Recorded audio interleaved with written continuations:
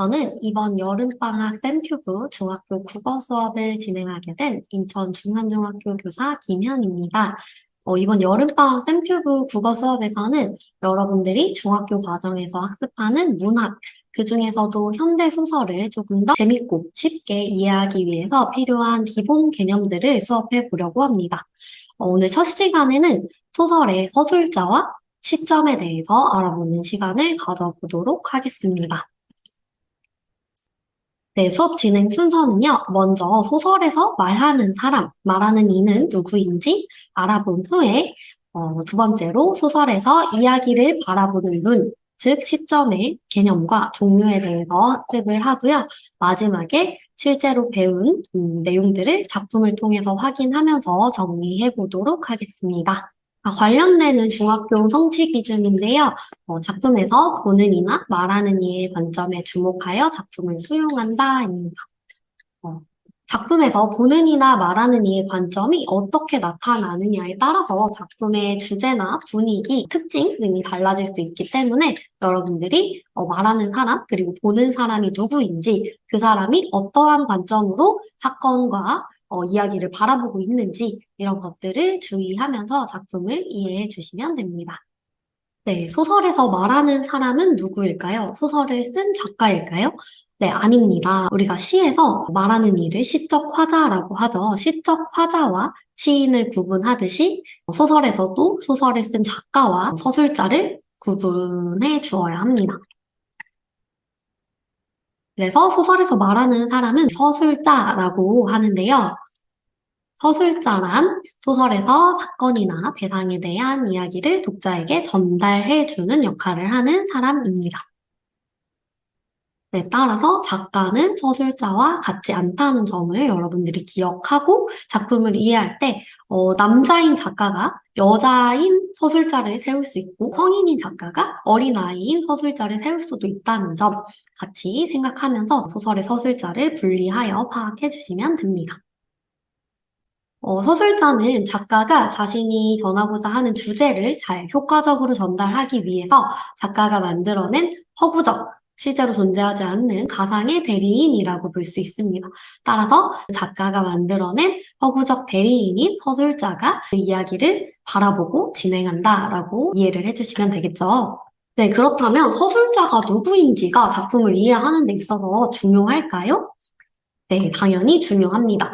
여러분들이 만약 교통사고 장면을 목격했다라고 가정을 해볼게요. 이때 이 목격한 사람이 가족이거나 그 사람의 사랑하는 연인이라면 그 같은 장면을 보고도 교통사고 장면을 묘사하는 표현이 굉장히 달라지겠죠. 하지만 이것을 그냥 아무 상관없는 제3의 목격자, 제3자가 목격을 했다라고 하면 그 상황에 대해서 굉장히 객관적으로 서술할 수 있을 것입니다. 이렇게 서술자가 누구냐에 따라서 작품의 분위기, 주제 등에 영향을 줄 수 있기 때문에 우리는 서술자가 누구고 그 사람이 작품 속의 내용을 어떠한 관점에서 바라보면서 이야기를 진행하고 있는지 같이 파악하는 게 중요하다고 할 수 있습니다. 네, 다시 정리하자면 같은 장면, 같은 사건이라도 누가 전달하고 있느냐에 따라서 내용이 달라질 수 있기 때문에 서술자가 소설에서 굉장히 중요하다고 할 수 있습니다. 그럼 정리해 보겠습니다. 서술자는 소설에서 말하는 이를고요. 작가의 허구적 대리인이기 때문에 작가와 동일 인물이 아닌 작가가 만들어낸 가상의 인물, 작가가 설령 본인 자신의 자전적인 이야기를 하더라도 허구적 대리인으로 보는 것이 정확합니다. 동일한 사건이나 대상도 서술자에 따라서 다르게 형상화될 수 있고요. 이러한 특징 때문에 서술자가 누구냐, 서술자를 어떻게 설정하였느냐에 따라 작품의 주제나 분위기에 크게 영향을 줄 수 있습니다. 네, 그럼 다음으로 소설에서 이야기를 바라보는 눈, 즉 시점에 대해서 정리해 보도록 하겠습니다. 시점이란 서술자가 사건을 보는 시각과 태도, 관점을 의미하는데요. 서술자가 어떠한 위치에서 어떤 태도로 이야기를 바라보고 있느냐에 따라서 또 사건의 전개나 진행 방향, 독자에게 전달되는 특징들이 달라질 수 있습니다. 이러한 시점을 구분하는 방법에는 두 가지가 있는데요. 첫 번째는 서술자의 위치, 서술자가 어디에 위치하고 있느냐. 두 번째는 서술자의 태도, 서술자가 인물의 내면 심리를 모두 알고 있는 경우도 있고 객관적으로 관찰할 수도 있습니다. 이러한 서술자의 태도에 따라서도 시점을 구분할 수 있습니다. 각각 한번 살펴보도록 하겠습니다. 먼저 첫 번째로 서술자의 위치에 따라서는 작품 안에 서술자가 위치하는 경우와 작품 밖에 위치하는 경우 이렇게 두 가지로 나눠볼 수 있는데요. 작품 안에 등장하면서 그 등장인물 중 한 명이 서술하는 경우 1인칭 시점이라고 합니다. 반면에 서술자가 작품 안에 위치해 있지 않고 작품 밖, 작품의 외부에서 작품 안을 들여다보며 서술하는 경우는 3인칭 시점으로 볼 수 있습니다. 따라서 작품 안에서 서술자가 존재하는 경우 당연히 그 소설 속의 등장인물이겠죠. 반면에 서술자가 작품 밖에 있는 경우에는 등장인물이 아니기 때문에 나가 아닌 인물의 이름으로 또는 그녀와 같은 표현으로 작품 안의 인물들을 묘사한다는 특징이 있습니다. 두 번째 분류 기준으로 서술자의 태도를 생각해 볼 수 있는데요. 서술자가 누구의 이야기를 어디까지 전달해 주고 있느냐에 따라서 또 두 가지로 구분을 해볼 수가 있습니다. 먼저 첫 번째로 서술자가 인물의 내면, 즉 인물의 생각, 성격, 마음, 심리 등을 모두 알고 제시하는 경우와 겉으로 드러나는 자신이 관찰할 수 있는 상황에 대해서만 제시하는 경우 이렇게 두 가지의 태도로 나누어 볼 수가 있는데요. 서술자의 태도와 서술자의 위치 두 가지 기준으로 시점을 구분하면 다음 표와 같이 정리를 할 수 있습니다. 서술자가 소설 안에 위치하고 등장인물의 내면을 모두 분석하면서 제시해 줄 수 있는 경우는 1인칭 주인공 시점이라고 할 수 있고요. 서술자가 마찬가지로 소설 안, 소설 내부에 존재하고 있지만 주인공이 아니기 때문에 주인공을 관찰해서 외부적으로 드러나는 사실들만 전달하는 경우 1인칭 관찰자 시점이라고 합니다. 서술자의 위치가 소설 밖에 위치하고 있지만 작가가 마치 신과 같은 위치에서 인물의 모든 심리와 내면, 사건 진행 과정 이런 것들을 다 알고 서술하는 경우 전지적 작가 시점이 되고요. 마찬가지로 소설 밖에서 인물들을 바라보지만 겉으로 드러나는 사건, 객관적인 관찰이 가능한 사건에 대해서만 전달하는 경우 3인칭 관찰자 또는 작가 관찰자 시점이라고 합니다. 각각의 시점의 특징들에 대해서 작품과 함께 살펴보도록 하겠습니다. 네, 먼저 1인칭 주인공 시점입니다. 1인칭 주인공 시점은 말 그대로 주인공인 서술자가 자신의 이야기를 하는 경우입니다. 주인공 자체가 서술자 나이기 때문에 내가 나의 이야기를 독자들에게 전달하여서 가장 독자들에게 신뢰와 친근감을 줄 수 있다는 특징이 있습니다. 본인이 자신의 이야기를 하고 있으니까 독자들은 그 자신의 내면을 다 말해주는 서술자에게 친밀감을 느낄 수 있겠죠. 네, 동백꽃의 경우 농촌을 배경으로 마름의 딸인 점순이와 소작인의 아들인 나, 주인공의 좀 풋풋한 애정을 그린 작품인데요. 1인칭 주인공 시점으로서의 특징이 잘 드러나는 부분을 한번 살펴보면 나는 고개도 돌리지 않고 일하던 손으로 그 감자를 도로 어깨너머로 쑥 밀어버렸다. 나와 같은 부분이나 이건 또 뭐야 싶어서 그때야 비로소 돌아다 보니 나는 참으로 놀랐다. 와 같이 주인공의 생각이나 행동 그리고 주인공의 놀랐다는 속마음 같은 것들이 잘 제시가 되어 있고요. 이어지는 내용들을 쭉 보면 점순이가 주인공인 나에게 관심이 있고 마음이 있어서 그런 마음을 표현하는데 주인공이 좀 어리숙하고 그런 점순이의 마음을 잘 눈치채지 못해서 서술되는 부분들에서 좀 재미를 유발하는 해학성이 있는 작품이라고 볼 수가 있습니다. 네, 두 번째로 1인칭 관찰자 시점입니다. 1인칭 관찰자 시점의 경우에는 서술자인 나는 작품 안에 존재하지만 주인공은 아니에요. 그래서 이 관찰자인 나가 주인공을 바라보고 주인공의 이야기를 관찰해서 전달하는 그러한 형식을 취하고 있습니다. 네, 1인칭 관찰자 시점의 경우에는 관찰자인 내가 서술할 수 있는 범위가 내가 관찰할 수 있는 겉으로 드러나는 것에 한정되기 때문에 주인공의 실제 속마음이나 생각 같은 것은 구체적으로 정확히 드러나지 않을 수 있습니다. 따라서 독자가 그것을 직접 생각하고 상상해야 하기 때문에 독자의 상상력을 자극할 수 있다라는 특징을 가지고 있습니다. 1인칭 관찰자 시점이 잘 드러난 소설 중에 하나가 주요섭 작가의 사랑손님과 어머니라는 작품인데요. 사랑손님과 어머니의 경우에는 나라고 하는 관찰자, 즉 6살 난 오키의 시선으로 어머니와 사랑손님의 이야기를 전달하는 그러한 관찰자 시점이 잘 드러난 작품이라고 할 수 있습니다. 어머니와 사랑손님 사이에 미묘한 그런 감정과 심리를 오키가 순수한 눈으로 바라보고 독자들에게 전달함으로써 작품의 매력이 좀 생기는 그러한 소설이라고 할 수 있습니다. 네, 다음으로 전지적 작가 시점입니다. 선생님이 서술자의 위치를 여기 가장 높은 곳에다가 위치를 해놨는데요. 이렇게 서술자가 작품 밖에 위치하고 있지만 마치 신과 같은 전지전능한 위치에서 인물의 생각, 감정, 심리 등을 모두 다 서술하는 형태의 시점이 바로 전지적 작가 시점입니다. 이때 서술자는 주인공의 심리만 아는 것이 아니라 주인공과 주변 인물들의 심리까지 같이 이렇게 묘사하는 경우가 많습니다. 따라서 전지적 작가 시점으로 작품을 진행하는 경우에는 작가의 의도를 전달하기가 가장 편하다라는 장점이 있습니다. 아무래도 서술자가 가장 인물들의 심리선이나 감정이나 사건 진행이나 이런 모든 것을 알고 이야기를 진행하기 때문에 작가의 의도를 그 안에 넣어서 전달하기가 가장 쉽고요.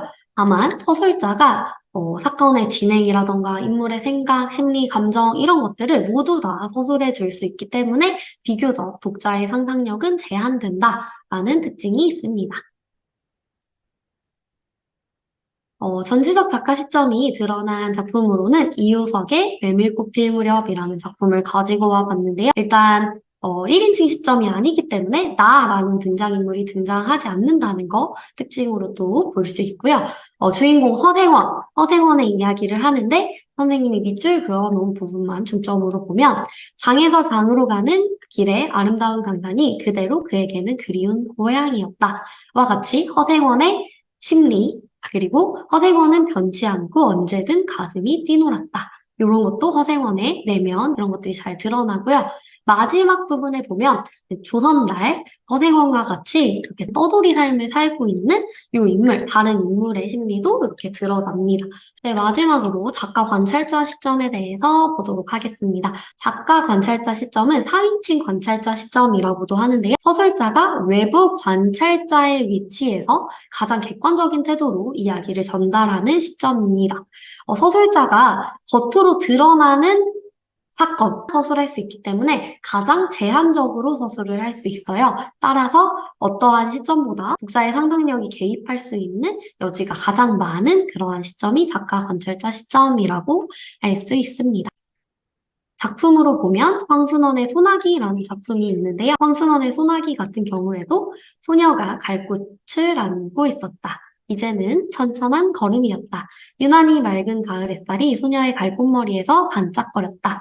와 같이 지금 겉으로 드러나는 사건, 소녀의 모습 이런 것만 외부 관찰이 가능한 것만 객관적으로 묘사를 하고 있고요.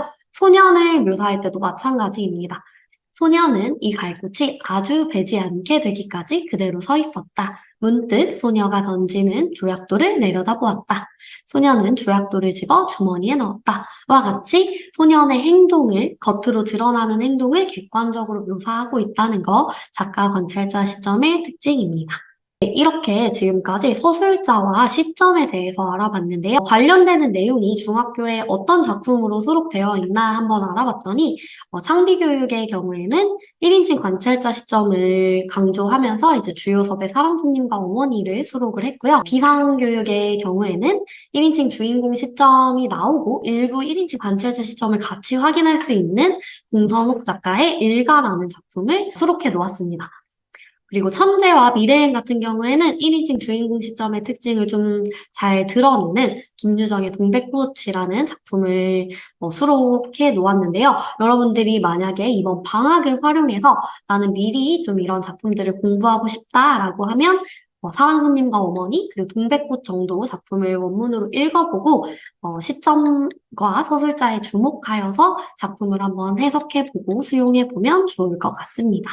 자, 그럼 마지막으로 오늘 학습한 내용 한번 정리해 보도록 하겠습니다. 우리 서술자와 시점에 대해서 배워봤는데요. 먼저 서술자의 개념, 작품 속에서 말하는 이라고 했죠. 작가의 허구적 대리인이기도 하고 이러한 서술자의 개념과 서술자의 역할, 서술자가 누구냐에 따라서 서술자가 어떻게 그 사건을 전달하느냐에 따라서 소설의 분위기나 주제에 영향을 미칠 수 있기 때문에 서술자의 역할이 굉장히 중요하다. 라는 거 같이 정리해 보았고요. 마지막으로 우리 시점의 개념과 종류도 같이 살펴보면서 시점은 서술자가 이야기를 바라보는 관점, 태도와 같은 것을 의미하고 이러한 시점의 종류에는 1인칭 주인공 시점, 1인칭 관찰자 시점, 작가 관찰자 시점, 그리고 전지적 작가 시점까지 총 4개의 시점이 있다라는 거 같이 정리를 했습니다. 마지막으로 우리 그 각 시점의 특징과 함께 예시 작품을 알아보면서 간단하게 이제 살펴보았는데요. 여러분들이 조금 더 깊이 있게 시점과 서술자를 학습하고 싶다면 동백꽃이나 사랑손님과 어머니와 같은 작품을, 수록 작품들을 공부하면서 정리를 같이 해보면 좋을 것 같습니다. 네, 다음 시간에는 소설에서 갈등이 어떠한 역할을 하고 갈등의 종류에는 어떤 것들이 있는지 같이 살펴보면서 정리를 해보도록 하겠습니다.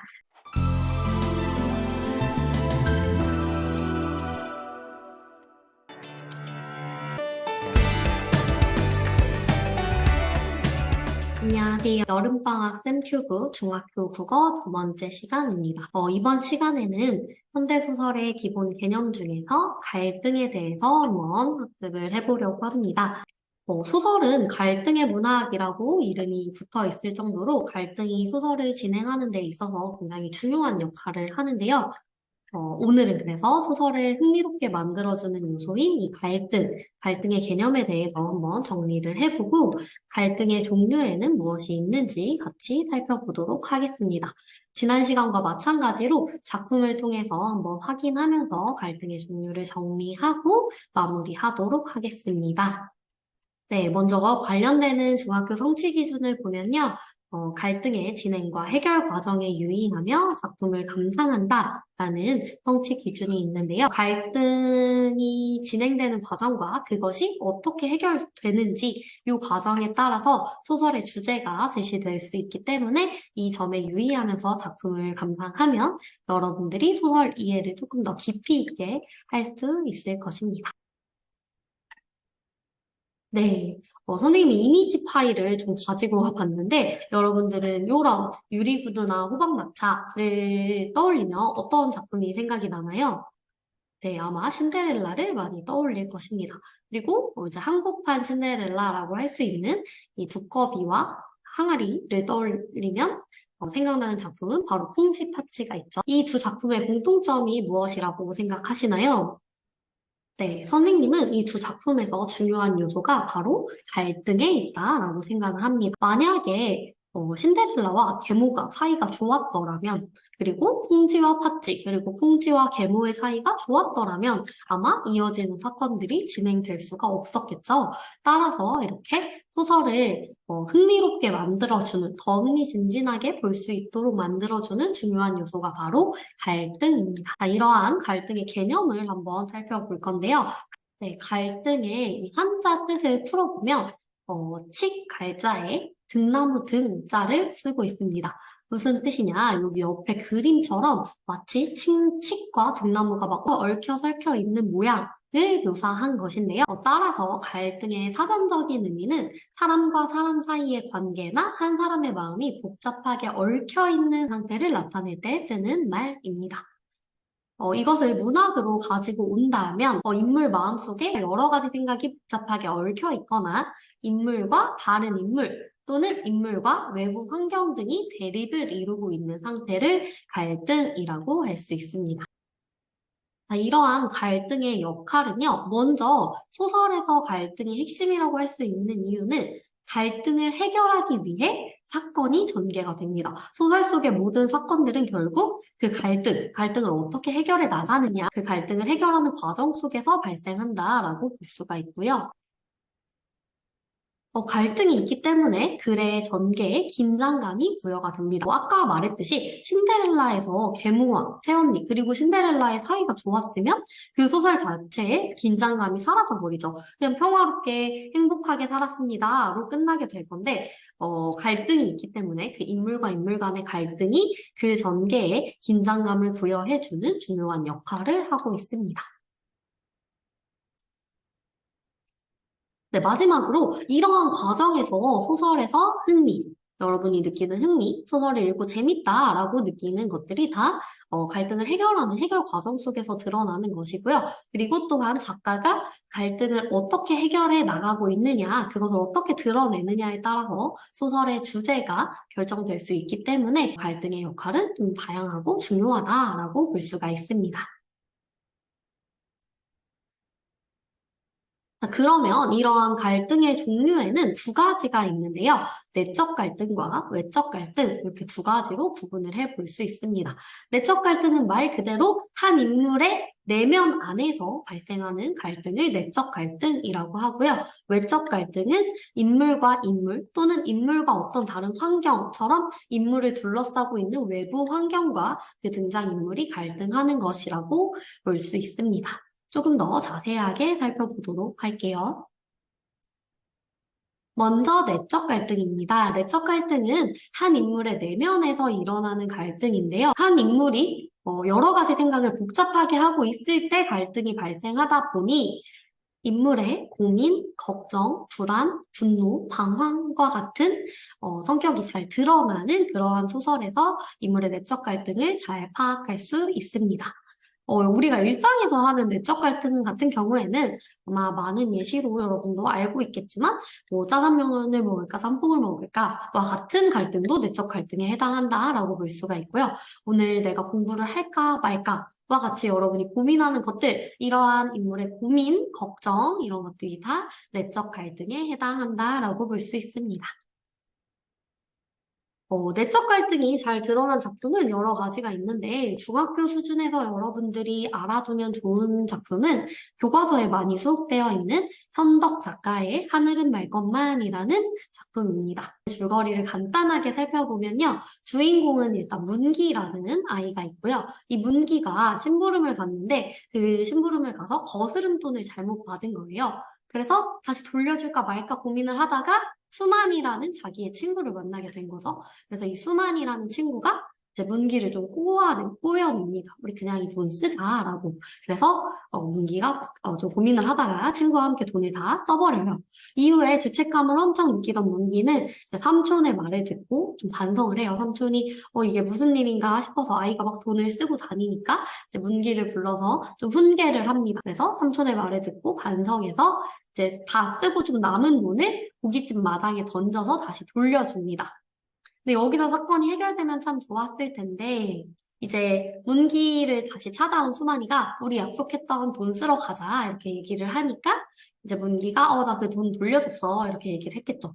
근데 수만이가 그 말을 믿지 않고 너 이제 돈 안 가져오면 내가 너 도둑놈이라고 소문낼 거야 이렇게 협박을 하기 시작합니다.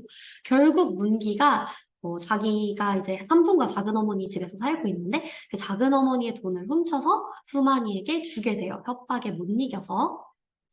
이 장면에서 나오는 문기의 이제 내적 갈등이 잘 드러나는 부분입니다. 이제 수만이가 돈을 뺏어 가고 나서 문기가 집 밖을 막 뛰어나가서 이런 생각을 합니다. 나는 작은 어머니 돈을 몰래 축냈다. 그러나 갚으면 그만 아니냐. 그 돈 값어치만큼 밥도 덜 먹고 학용품도 아껴 쓰고 옷도 조심해 입고 이렇게 갚으면 그만 아니냐. 이런 이야기를 이제 하고 있는. 하지만 본인이 떳떳하지 못하기 때문에 집으로 가지는 못하고 계속 공원을 헤매는 그런 모습이 나오는 장면인데요. 이 장면에서 문기는 작은 어머니의 돈을 훔쳤다라는 게 잘못이라는 것을 알고 있기 때문에 죄책감과 후회를 느끼고 있습니다.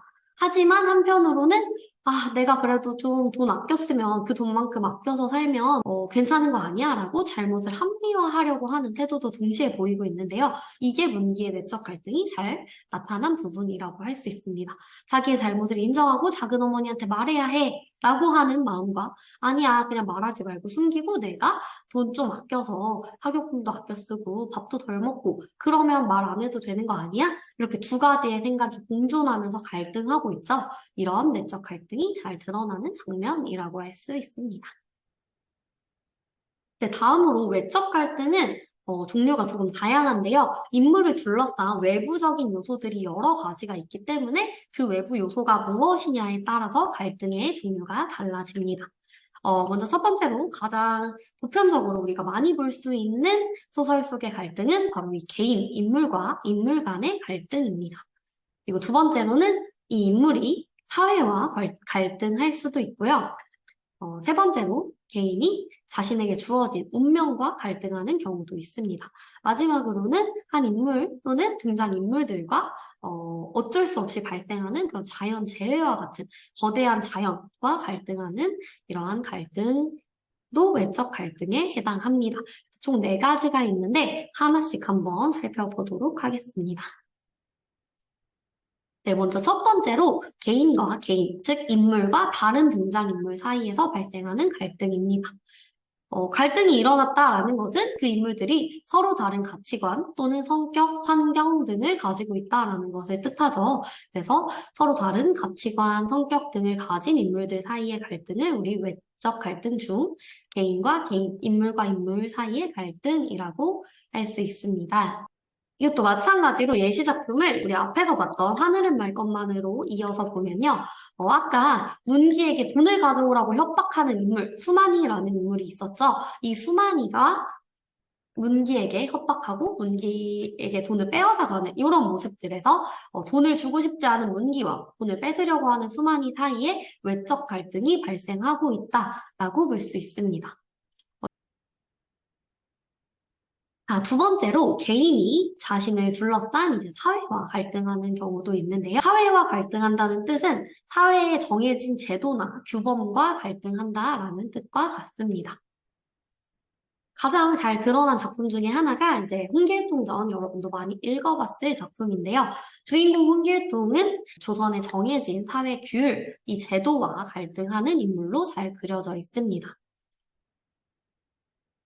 홍길동이 조선의 신분제도라고 하는 그 사회제도와 갈등하는 부분이 가장 잘 드러나는 것은 아무래도 이 부분에서 파악을 좀 할 수 있는데요. 보시면 길동의 근본이 천한 출생인 것은 어쩔 수가 없었다. 홍반선은 길동이 호부호영, 아버지를 아버지라 부르고 형을 형이라 부르는 것, 이렇게 하기라도 하면 곧바로 꾸짖어 못하게 했다. 그러다 보니 길동은 10살이 넘도록 감히 형과 아버지를 제대로 부르지 못했고 종들에게도 천대받아 그 한이 뼈에 사무쳐 마음을 가누지 못했다. 길동의 한이 드러나는 부분이고요. 아버지에게 전달하는 내용에서도 이렇게 말을 합니다. 하지만 소인이 평생 서러워하는 바는 아버지를 아버지라 하지 못하고 형을 형이라 못하는 것이옵니다. 어찌 저를 사람이라 하겠습니까? 라고 얘기를 하면서 자신의 능력은 출중한데 이 신분제도, 족서차별이라는 신분제도에 가로막혀서 자신의 뜻과 이상을 펼치지 못하는 홍길동의 요롱한 모습이 결국 이제 홍길동이 집을 나서서 활빈당이라는 무리를 꾸리게 되는 그러한 계기를 마련하게 해주죠. 그래서 이 인물과 인물을 둘러싼 조선시대의 신분제도라는 사회의 갈등이 결국 홍길동전의 이야기를 전개시키는 중심 요소가 되고 있다고 볼 수 있습니다. 자, 세 번째로 인물이 자신을 둘러싼 이제 자연과 갈등하는 경우가 있는데요. 인물이 자연 환경과 갈등하는 경우에는 보통 인간의 도전 정신이나 의지 이런 것들이 잘 드러나고요. 왜냐하면 자연은 인간보다 훨씬 거대하고 뭔가 거스를 수 없는 그러한 존재인데 그러한 존재를 내가 뭔가 이겨내려고 하고 거역하려고 하니까 이러한 인간의 도전 정신이나 의지가 잘 드러나게 됩니다. 또 한편으로는 그만큼 거대한 자연의 힘을 보여준다라는 특징이 있습니다.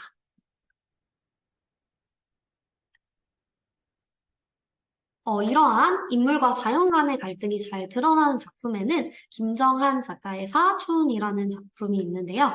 이 작품에서는 등장인물들과 자연재해, 그 중에서도 이제 가뭄이라고 하는 재해와의 갈등이 좀 그려지고 있습니다. 네, 마지막으로 개인과 운명 사이의 갈등을 보도록 하겠습니다. 개인과 운명의 갈등은 개인에게 주어진 타고난 운명, 내가 태어날 때부터 주어진 게 나의 운명이죠. 이러한 타고난 운명에 의해서 발생하는 갈등이라고 볼 수 있습니다.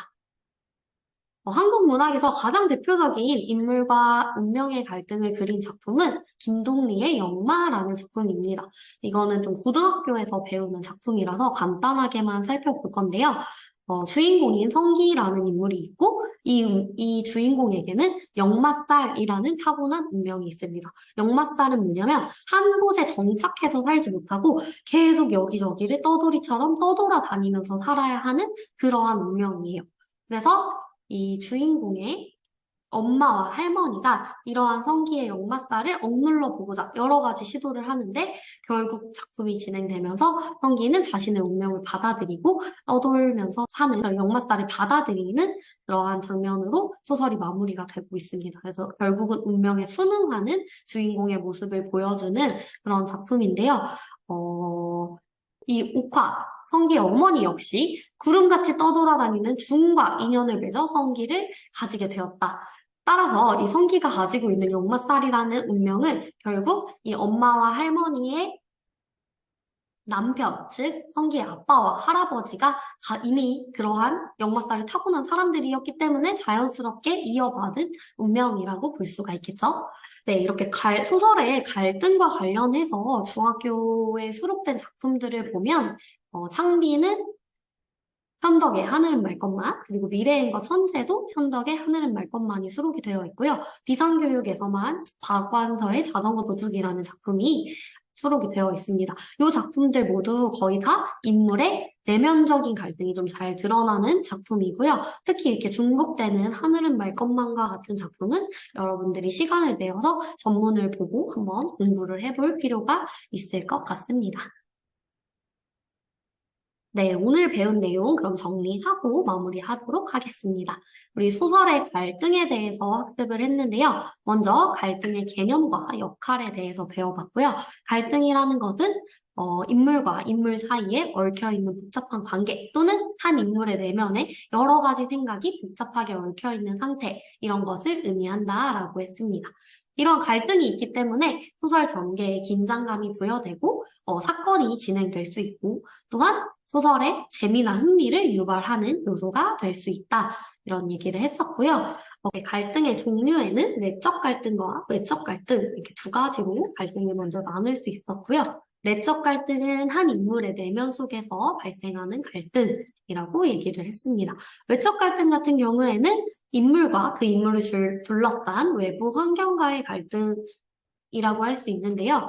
예를 들어 인물과 다른 인물 사이의 갈등, 인물과 인물에게 주어진 운명과의 갈등, 인물과 자연재해나 자연 환경과의 갈등, 인물과 인물이 살고 있는 사회의 제도나 규범과의 갈등, 이렇게 네 가지의 갈등 양상을 구분하여서 같이 한번 공부를 해보았습니다.